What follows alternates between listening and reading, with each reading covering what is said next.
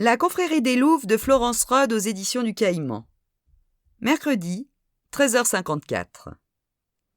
À quelques arrondissements de là, Wendling et Leroux ratissaient la rue de Messine. Le matin, ils s'étaient répartis en deux équipes. La leur initiait le parcours à partir de l'appartement des Schaeffer. Le Goff et Séverin partaient du restaurant. Ils devraient en principe se retrouver à mi-chemin aux alentours de la rue de Monceau. Julien Leroux enfonça les mains dans la poche de sa parka. Depuis 2 jours, le froid perdait du terrain. Ce matin, le mercure s'était même brièvement aventuré en territoire positif. N'empêche, pas un temps à mettre le nez dehors. Et pour chercher une aiguille dans un conteneur de foin encore. Avec ça, pas le temps de se mettre à table. Il n'avait rien avalé depuis le croissant du briefing matinal. Au moment où il allait se pencher sous une Renault Espace qui avait connu des jours meilleurs, des flocons translucides déchus du ciel laiteux s'écrasèrent sur la chaussée. « Manquait plus que ça !» protesta-t-il. « La bonne nouvelle, » répondit Wendling, le nez dans le terreau des jardinières, d'un appartement en rez-de-chaussée, « c'est la température qui monte. Il ne neige pas à moins de 0. La mauvaise, ajouta Leroux, c'est nos chances de retrouver ce foutu choqueur qui viennent de descendre au même niveau. Allez, on n'est pas à l'abri d'un coup de chance.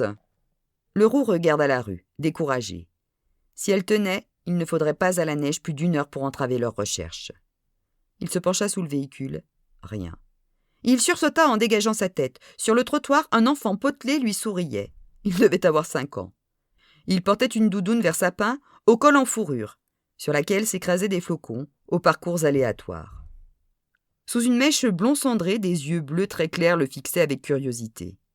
« Toi aussi tu cherches la baguette magique ?»« Louis, enfin, je t'ai dit de ne pas parler aux inconnus. » Une femme entre 2 âges souleva le gamin. Elle avait passé celui où les hommes à 4 pattes entre 2 voitures inspirent autre chose que de la méfiance. Julien Leroux vouait un véritable culte au confort de son estomac, mais c'était un flic méthodique et intuitif. Il se redressa et sortit sa carte de police. « Un instant, madame. Lieutenant Leroux, PJ. J'ai une question à poser à votre fils. » La mère serra contre elle le garçon hilar. Elle loucha sur la bande tricolore et fit à contre-cœur un signe d'assentiment. « Pourquoi tu me demandes si je cherche une baguette magique, mon grand ? Tu en as vu une par ici ?» Le gamin hocha la tête avec vigueur. Son poing droit agita un objet imaginaire, tandis qu'il s'exclamait « Psst !» en souriant, exposant une rangée de petites dents à laquelle manquaient les incisives. « Tu as vu une dame poser une baguette magique sur le trottoir ?» Louis secoua ses boucles blondes. « Un monsieur, là !» Il désignait le caniveau, près du pneu arrière de la Renault Espace. « Il l'a pris et... Psst !» répéta-t-il avec enthousiasme. Leroux s'accorda quelques secondes de réflexion. Les choqueurs électriques libèrent un éclair bleu lorsqu'on les actionne. Certains sont tubulaires. Pour un gamin de cet âge, nourri à Merlin l'Enchanteur, la confusion était compréhensible. « C'était quand ?»« Ce matin, juste avant le bain. »« À quelle heure baignez-vous votre fils ?»« Vers 7 heures, à quelques minutes près. » Les fenêtres de sa chambre donnent sur la rue. Mais pourquoi ? Wendling les avait rejoints. Il s'adressa à Louis. « Cet homme que tu as vu prendre la baguette magique, tu pourrais nous le décrire ?» Le gamin ne répondit rien et baissa les yeux. « Il faisait quoi ?» reprit Leroux. D'un doigt maculé du feutre vert, l'enfant leur désigna un conteneur à poubelle de l'autre côté de la rue. 16h31. Hamelin et Martens trouvent Maud Hermann occupée à pianoter sur son ordinateur portable. Elle a étalé des tableaux de chiffres sur le bureau de Delatraz. « Prenez vos aises, surtout, » lui dit Hamelin. « Ma foi, puisque vous me gratifiez d'1 demi-heure de retard, je ne voudrais surtout pas donner à cette entrevue un tour plus formel que nécessaire. » Elle fait disparaître le laptop et les dossiers dans son cartable de cuir. « En quoi puis-je vous être utile aujourd'hui ? Vous doutez de l'avoir été hier ? Très honnêtement, on peut se poser la question. Mes impressions sur Édouard Schaeffer ne me semblent pas de nature à faire avancer le schmilblick, ou l'enquête. Je n'ai pas voulu jouer cette carte jusqu'à présent, mais de vous à moi, je suis plus utile à Bercy. Bien au contraire, votre témoignage nous a été précieux. On peut savoir en quoi ? Il nous a permis de relativiser l'alibi de votre amie Denise. Vous m'en voyez désolé, ce n'était pas le but. Madame Hermann, vous avez déclaré hier, je cite, « Elle en a déduit, à tort, que l'une de nous avait eu l'indélicatesse de porter les yeux et autre chose sur son mari. Comment pouviez-vous être sûr que les déductions de Madame Schaeffer étaient erronées ? Je connais mes amis. Vous jureriez sur l'Évangile que Clara Montivalli en est incapable ? Je suis athée comme un bec de gaz. Ils ne m'en coûteraient guère. Plus sérieusement, vous auriez tort de sous-estimer Clara, commandant. Elle a davantage de moralité que ce dont on l'accrédite habituellement, et encore plus de goût qu'il n'y paraît. Il y a une autre explication à vos certitudes. Vous piquez ma curiosité. Vous connaissiez l'identité de la maîtresse d'Edward Schaeffer. Je vous l'ai déjà dit, il ne m'honorait pas de ses confidences. Vous avez pu l'apprendre par Madame Le Rouge, ou par hasard. Dans une maison pleine, on peut surprendre une conversation téléphonique. Hamelin soutient son regard interrogateur, les mains sur le clavier. Martens a le sentiment que ces deux-là se jaugent sans un mot. C'est la DIRCAB qui rompt le silence d'un hochement de tête. Vous avez vu juste. Encore que non, je n'ai pas surpris de conversation. Je suis entré dans le mauvais troquet au mauvais moment, un matin de novembre. Je suppose que vous connaissez l'identité de la demoiselle. Ils vous ont vu? Non, ils étaient trop occupés à se tenir la main égarés chacun dans les yeux de l'autre. Vous avez été tenté d'en parler à Madame Le Rouge? Sûrement pas! La véhémence de sa réponse paraît la surprendre elle-même. Hamelin saisit la balle au bond. Ah oui, il me semble, moi, que si j'apprenais que la fille mineure de ma meilleure amie entretient une liaison avec un homme marié, j'en parlerais au contraire. Mais qui suis-je au fond pour juger? Moi qui ne suis pas... Il fait mine de consulter ses notes de la veille pour la paraphraser. Prêt à faire n'importe quoi pour mes amis. Les yeux de Maud explorent le petit bureau, effleurent les armoires de métal, les post-it qui s'écoulent du toit mansardé. Ils déchiffrent l'affiche du GF38 et reviennent affronter ceux d'Hamelin. Vous ne savez pas de quoi vous parlez, commandant. Instruisez-moi. Clémence est une dépressive chronique, pas selon l'acceptation courante au sens pathologique du terme. Elle a dans sa vie affronté un certain nombre d'épreuves. Du menton, Hamelin l'encourage à développer. Son père n'était pas, disons, un parent modèle. Son compagnon est mort dans un accident de parapente avant de fêter ses 30 ans, et comme la plupart des artistes, elle a de fréquentes crises de cafard. Quand vous dites que son père n'était pas un parent modèle, vous entendez quoi au juste? Maud dodeline, soucieuse de sélectionner le vocabulaire adéquat. Il était un peu spécial. Comme l'étoile de sa fille, alors? Spécial en quoi? Il la violait? Non! Mais à la moindre occasion, il la battait comme plâtre. C'est elle qui vous l'a raconté? Au contraire, elle dissimulait tant bien que mal ses hématomes. La voix de Maud faiblit. Son regard se durcit pour compenser. Il est mort il y a longtemps? On devait être en seconde. Il avait un problème avec l'alcool. Un soir de cuite, il est tombé par la fenêtre. Croyez bien que toute ma sympathie est acquise à Madame Le Rouge pour les épreuves qu'elle a traversées. Vous ne pensez pas qu'elle méritait de connaître la vérité sur sa fille et Edward Schaeffer? Clémence est imprévisible. Depuis toujours, on a eu tendance à la protéger, à l'épargner. Je suppose que j'ai gardé le pli. Je ne savais pas comment elle prendrait la nouvelle. J'ai préféré la lui cacher. En fait, elle la connaissait. Maud acquiesça d'un hochement de tête.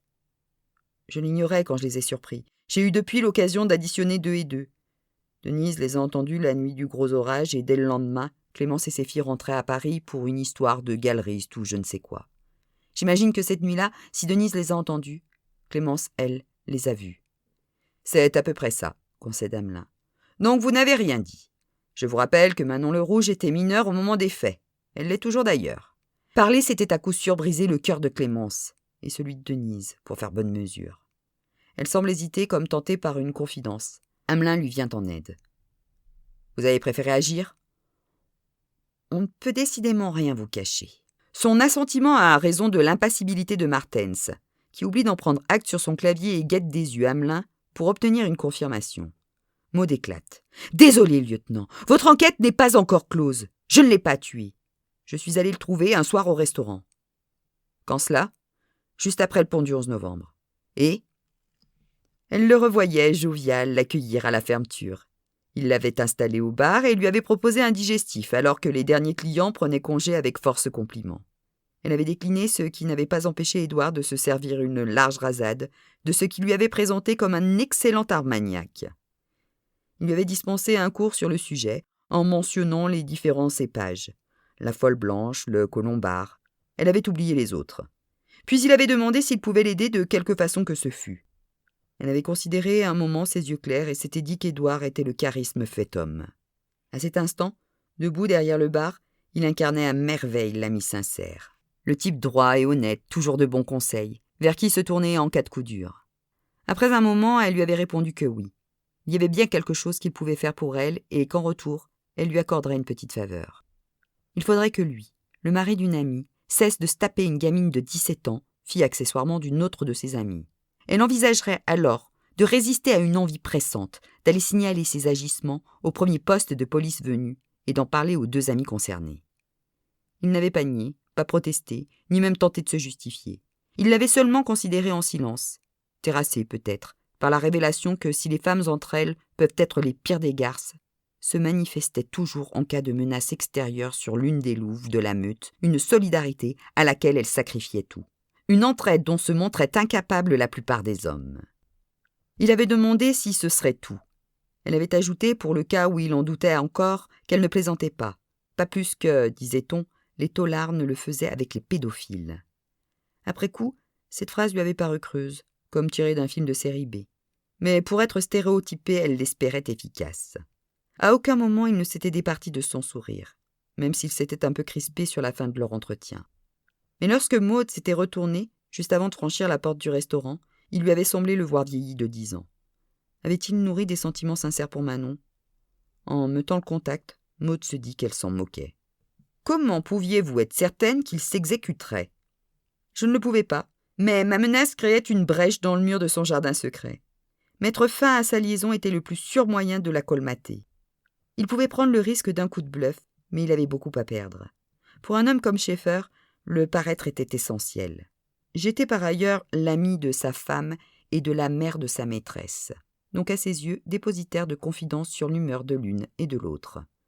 À tort, puisqu'aujourd'hui encore, j'en suis réduite aux conjectures. Pourrait-on déduire que cette initiative vous a valu le ressentiment de Schaeffer ? Le ressentiment, la haine, la rancœur, choisissez le terme qui vous convient le mieux. Si j'avais été trouvée assassinée, il aurait fait un excellent suspect. Et il se trouve que l'enquête porte sur sa mort à lui. Elle en trouve les mains en signe d'impuissance. Son geste rompt l'espace d'un instant l'impression de compacité qu'elle dégage. Martens se dit que la comparaison du concierge est appropriée. Maud évoque une proue de navire. De cargo, préciserait-elle. Hamelin se frotte la barbe. « Madame Hermann, peut-on savoir pourquoi vous n'avez pas pris d'alcool le soir du réveillon ?» Elle éclate de rire. « Vous avez le sens de la transition, vous. » Ça ne répond pas à la question. Parlez-moi de cette soirée. Si vous y tenez. Elle se cale sur le bord de la chaise, les mains jointes en signe de concentration. Ou d'exaspération, c'est difficile à dire. Puis elle se met à raconter d'un ton poli, comme quelqu'un qui fait montre de bonne volonté sans trop savoir où tout ça va mener. Le soir du 31, ce n'est pas sans une certaine appréhension qu'elle se tient à 20h pile sur le perron des Schaeffer. À ses côtés, Georges n'a pas remarqué sa nervosité. Elle s'est bien gardée de lui raconter le chantage qu'elle a exercé sur le restaurateur quelques semaines plus tôt. Édouard vient leur ouvrir. Rien dans son attitude ne trahit le ressentiment. Il lui adresse un compliment sur son maquillage et serre sans le regarder la main de Georges. Ils sont les derniers arrivés. Clémence se tient près de la fenêtre. Elle lui racontera par la suite que sa fille Ida est partie à son insu et à ses frais en Scandinavie. C'est surtout Manon dont Maud espérait des nouvelles, comme un indicateur du succès de sa démarche de novembre. Elle en demande, mais Clémence hausse les épaules, évasive. Édouard débouche d'un grand plop une bouteille de champagne et remplit les coupes. Comment était-il, ce champagne ? Je n'y ai pas touché, j'avais la crève, je me suis dit que ce n'était pas une bonne idée de consommer de l'alcool. Quand même, pousse ingénument Hamelin. C'est dommage, un soir de réveillon. C'est comme ça. Clara leur offre à chacune une parka noire, des cadeaux faits à Publicis dans le cadre d'une campagne de promotion pour la marque. À table, Clémence a encore l'air de faire la gueule. Mais ce n'est pas inhabituel. Clara et Ludo s'ignorent, rien d'exceptionnel non plus depuis quelques mois. Denise, pour une raison qui lui échappe aussi, s'est emmurée dans un mutisme d'où elle observe les convives comme du haut d'un mirador. En fait, seul Édouard est de bonne humeur. Il se lance bientôt dans une interminable histoire de douanier canadien. Elle le scrute. A-t-il mis fin à sa liaison avec Manon ? Il y a intérêt. Au traditionnel bise de minuit, il l'embrasse comme si de rien n'était, lui souhaitant une bonne année. Ludo s'éclipse pour appeler son frère, sans doute celui qui est injoignable au fin fond de la jungle birmane. Maud se demande si Ludo a lui aussi une liaison. Il manquerait plus que ce soit avec Ida le Rouge. Son regard croise celui de Clara qui finit par détourner les yeux. Ils ne s'éternisent pas. Les baltos partent les premiers. Ils les suivent de près. Vous rappelez-vous avoir pris une aspirine avant de partir ? C'est possible, je me sentais pas très bien. Et comme j'en ai toujours sur moi. Vous vous souvenez, Num-Nu ? Pardon ? Qu'est-ce que vous ont servi les cheffeurs à table ? En entrée, un foie gras du Périgord assorti de 3 huîtres, pour suivre du chapon, un plateau de fromage et un baba au rhum. Vous avez dû vous régaler. La durée de vie de son hésitation est inférieure à 1 seconde. Une oreille non avertie n'y aurait pas prêté attention. Celle d'Amelin ne s'y trompe pas. Oui, enfin, je n'avais pas beaucoup d'appétit. Sans doute l'effet de la crève. Je me suis contenté de chipoter dans mon assiette. Vous vous souvenez des fromages qui composaient le plateau ? C'est très important pour l'enquête ? À nous d'en décider. Je me souviens d'un chèvre et d'un cantal. Au lait cru, le chèvre ? Aucune idée. Et le chapon, il était flambé au whisky ? Je crois, oui. Pas de chance. Vous savez, à ce stade, je ne suis pas sûre que pour l'animal ça fasse une grosse différence. Non, je parlais pour vous. Où exactement voulez-vous en venir, commandant ? Si vous me le dites, je pourrais peut-être vous aider. Étiez-vous enceinte le 31 décembre ? Elle dévisage Amelin. Le silence se prolonge. Pour Maud, la partie vient enfin de commencer. Elle pose ses mains à plat sur le bureau et reprend enfin la parole. Je ne vois pas le rapport avec Édouard. Vous pensez qu'il aurait été le père ? Elle insiste sur le conditionnel, les considère d'un air perplexe, un peu amusé. En bref, elle ne concède pas un pouce de terrain. C'est bien dans le cadre de l'assassinat d'Édouard Schaeffer que je suis entendue, non ? La question est légitime. Légitime ou non, c'est nous qui les posons, madame, et vous n'avez toujours pas répondu à la nôtre. La voix d'Amelin tranche comme un cimeterre macédonien. Non, je n'étais pas enceinte, j'avais la crève, ni faim, ni soif, ça arrive. La réponse lévite un instant dans la pièce. Le portable d'Amelin les fait tous sursauter à grand renfort de lettres à Élise. Une vieille blague entre sa femme et lui. Cette sonnerie, qui ne les fait plus rire depuis longtemps. Abel jette un coup d'œil à l'écran. Wendling. Je t'écoute. Vous pourriez venir, commandant ? On est à Bastille. Ça ne devrait pas être long. L'objet ? Oui, on l'a localisé. Même si la place de la Bastille ne figure pas sur l'itinéraire de la meurtrière, Abel n'hésite pas. Ils avaient presque terminé avec Maud Hermann. Et puis, un coup de fil de Wendling, c'est du sérieux. Comme par définition, tout ce qui a trait au procédurier. Le jour où Amelin lui avait fait remarquer que tous ses vêtements étaient gris comme un bout de trottoir, l'officier lui avait répondu « J'aime bien, c'est gai ». La réponse laconique, totalement dépourvue d'humour, avait beaucoup impressionné le commandant. « On arrive !» 17h45. Installé Diane Martens derrière un volant, dispensé de gyrophare. Il ne leur fallut pas plus de 2 minutes pour apercevoir, au sommet de la colonne de Juillet, le génie exhiber sa nudité dorée au mépris des flocons. Ils se garèrent devant l'opéra et rejoignirent Wendling et Leroux sur le boulevard, près des marches qui conduisaient au pont de l'Arsenal. « En 2 mots, intima Amelin. La meurtrière a abandonné le choqueur rue de Messine, où il a été ramassé ce matin par un type qui faisait les poubelles, commença Leroux sans se laisser perturber. Ça, on le tient d'un petit riverain qui a vu la scène depuis sa chambre. On est venu interroger la communauté de Rome de Bastille, à tout hasard, poursuivit Wendling, soucieux de signer son idée en racontant cette partie de l'histoire. Il désigna du menton la 30aine de personnes, hommes, femmes et enfants, assis le long du boulevard, à même le bitume ou sur des matelas éventrés qui serraient leurs affaires dans des cartons ou des sacs en plastique. On a donné un petit coup de pied dans la fourmilière. Le coup de pression évoqué consistait selon toute probabilité à secouer quelques blousons de Sky et à brandir la menace du retour au pays. Amelin ne releva pas. Il pouvait difficilement exiger des résultats et pinailler sur la méthode.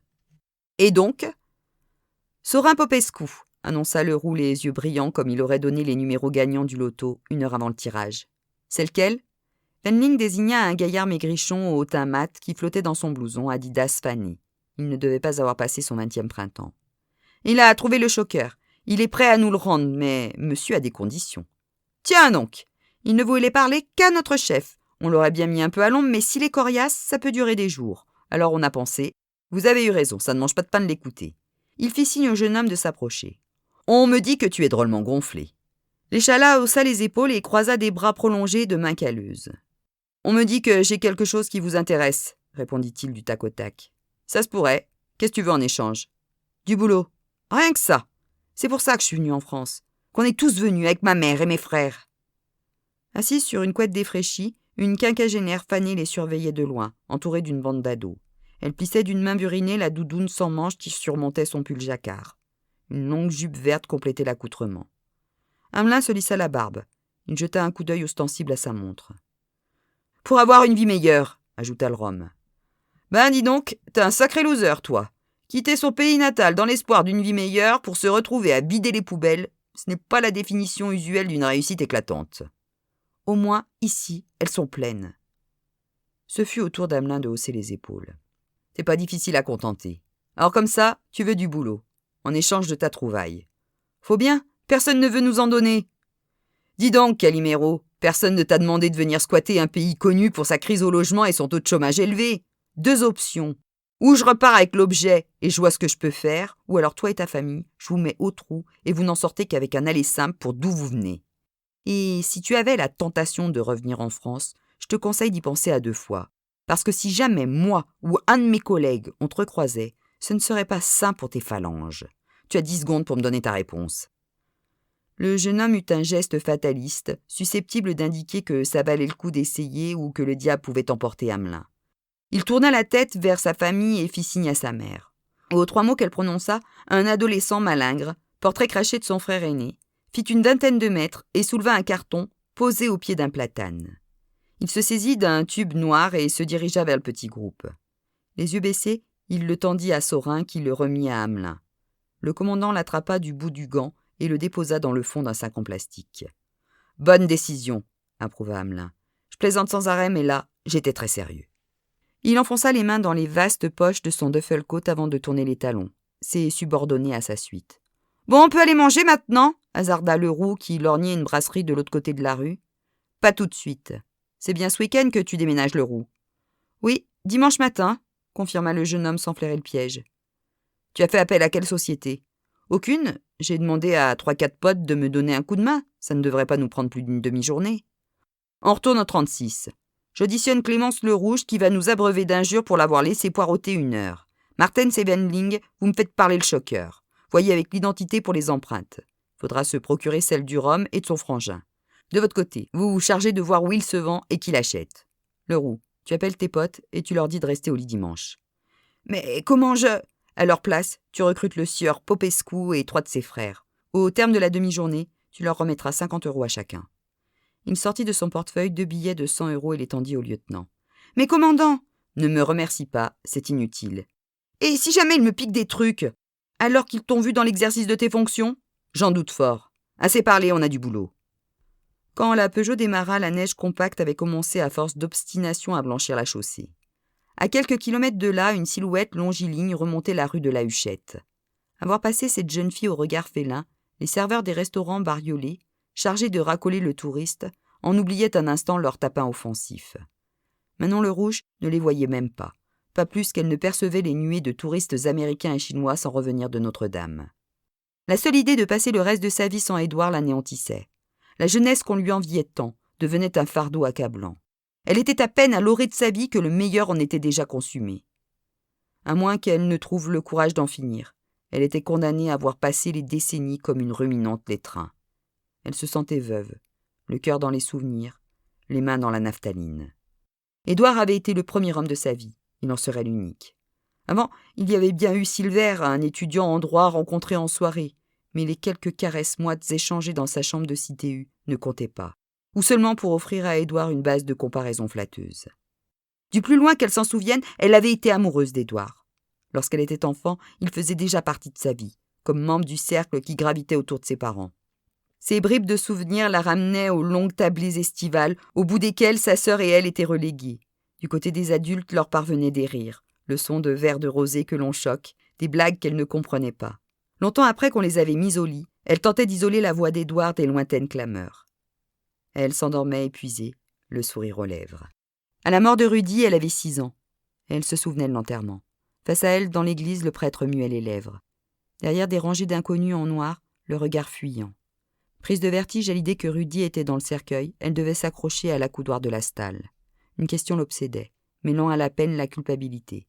Comment pouvait-on être aussi malheureux et ne pas verser une larme ? Ida n'était pas venue au cimetière. Elle ne voulait pas voir son père dans un trou. Manon, elle, s'était jurée d'accompagner Rudy le plus loin possible. Elle avait cherché sans la trouver la main de sa mère. Elle avait levé les yeux. Clémence s'était isolée entre 2 tombes avec ses amis d'enfance, au bout de la rangée. Les 4 silhouettes noires formaient un groupe compact, les épaules jointes comme dans une mêlée de rugby. À cette seconde, Manon avait haï sa mère, qui les abandonnait, sa sœur et elle, pour déjouer la solitude avec ses amis. Le mot qui lui était venu à l'esprit, c'était sorcière. Il était resté, entérinant une rancœur alimentée au fil des ans par une somme de ferments. Un dessin d'enfant que Clémence survolait d'un air distrait. Le combiné coincé entre l'épaule et le menton, un spectacle de théâtre à l'école qu'elle ratait, un conciliabule surpris qui cessait brutalement, vous laissant un arrière-goût d'exclusion. Papa, lui, voulait tout savoir de ses filles, de leur repas de midi au moindre détail de leurs dessins. Papa qui était maintenant dans une boîte et n'en sortirait plus. Plus tard, ce jour-là, elle avait senti une main sur son épaule. Édouard s'était accroupi devant elle. De ses paroles de réconfort, elle conservait un souvenir flou. Mais la compassion dans son regard l'avait submergée. Il l'avait serrée contre lui. Il sentait bon la confiture de lait. Enfin libérée, des larmes chaudes avaient roulé sur ses joues. Les années s'étaient enchaînées. Elle passait 11 mois et demi par an à attendre la 2e quinzaine d'août. Toutes les petites filles grandissent avec l'espoir de devenir jolies. Chez Manon, ce désir correspondait à un dessein précis. Elle voulait être un jour assez femme pour attirer l'attention d'Édouard, assez belle pour lui plaire.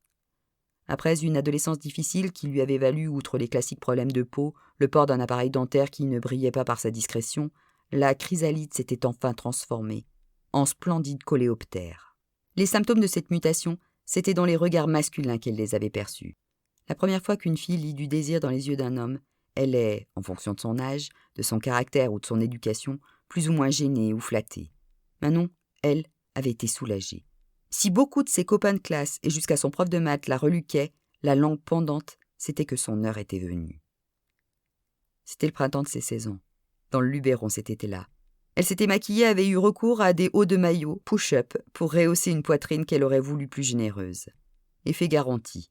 Si les sorcières avaient continué à lui parler comme à la gamine qu'elle n'était plus, leur mari ne s'y était pas trompé. Une après-midi, allongée sur un transat, elle avait surpris sur elle les yeux insistants de Ludovic Balto. Elle avait ôté ses lunettes de soleil et lui avait adressé un grand sourire. Après quoi, le pauvre avait dû rester 1 heure allongé sur le ventre. Cet été-là, Édouard avait soigneusement évité de croiser son regard, de la croiser tout court d'ailleurs. Cette attitude fuyante l'avait trahi, elle lui plaisait. Le reste n'était qu'une question de temps. L'hiver suivant, le hasard lui était venu en aide. Elle l'avait rencontré en sortant d'un café où il entrait. Il était avec des copains, elle aussi. Elle avait plaisanté sur sa coupe de cheveux un peu trop courte. Ils avaient planté là leurs amis respectifs et pris un pot tous les deux, dans un autre bar. Il lui avait demandé comment marchaient ses études, ce qu'elle voulait faire plus tard, si elle avait un petit ami attitré. Les yeux fichés dans les siens, elle s'était fait une promesse. Elle lui répondrait avec un sourire timide qu'elle ne s'intéressait pas aux jeunes gens de son âge. S'ils ne saisissaient pas la balle au bon, alors tant pis. Leur histoire n'était pas destinée à voir le jour. Le soir même, il l'embrassait sur le toit de son immeuble. Une semaine plus tard, ils passaient ensemble le week-end au Touquet. Il lui avait fait découvrir tout un pan de la vie qu'elle ignorait. Le sexe, bien sûr. C'était un professeur hors pair, et elle apprenait vite, même si elle avait parfois l'impression qu'il brûlait les étapes. Il l'initiait aussi à l'œnologie, aux grands couturiers, au théâtre et à la musique classique. Dans ce dernier domaine, elle avait plus de mal à le suivre, et continuait sans le lui avouer à écouter 50 Cent et Chris Brown. Elle devinait que c'était sa façon à lui de compenser la mort de Rudy, avec 10 ans de retard. Manon adorait ce côté Pygmalion. Peu lui importait dans le fond de savoir distinguer un merlot d'un cabernet sauvignon. Mais à le laisser faire son éducation, elle le faisait entrer dans sa vie, et se donnait l'impression de l'y arrimer plus encore. Pas un instant elle n'avait considéré Denise Schaeffer comme un obstacle à son bonheur. Le peu d'estime qu'elle portait à sa mère contaminait l'opinion qu'elle avait de ses amis. Il lui paraissait évident qu'Édouard méritait mieux que le ton qui lui tenait lieu d'épouse. Parvenue sur la place Saint-Michel, face au quai des Orfèvres, elle marqua un temps d'arrêt. Depuis 2 jours qu'elle s'y succédait, les sorcières avaient dû se délecter de salir sa mémoire. C'était pour établir la vérité qu'elle voulait rencontrer les policiers qui enquêtaient sur sa mort. Aujourd'hui, peu importaient les faiblesses, les aveuglements, et oui, elle pouvait le dire, la lâcheté dont Édouard avait été capable. Il avait été un homme bien. Elle ne laisserait personne dire le contraire. Elle allait tout leur balancer. Enfin, presque tout. Elle jubilait à la seule idée de porter à leur connaissance ce que Clémence avait préféré leur taire. Oui, exposer les plaies de sa mère allait être jouissif. Elle s'engagea sur le pont sans se préoccuper des flocons qui lui agrippaient les cheveux et lui fouettaient les joues. Elle passa sous le porche du 36 et se présenta à l'huissier. Il composa un numéro et lui annonça qu'elle devait attendre. Toute l'équipe en charge de l'enquête se trouvait à l'extérieur. Elle s'assit et mit ses écouteurs de téléphone. Eminem lui hurla dans les oreilles qu'il était le rêve américain. 20 minutes plus tard, lorsque l'huissier appela son nom, Elle ne l'entendit pas tout de suite, mais sursauta quand un barbu s'avança vers elle. Ses yeux chocolat la détaillaient avec curiosité. Il se frottait la barbe avec application, comme s'il craignait de la froisser d'un geste trop brusque. Elle déclama la phrase qu'elle avait préparée le matin. « Je suis venue vous dire qui était vraiment Édouard Schaeffer. »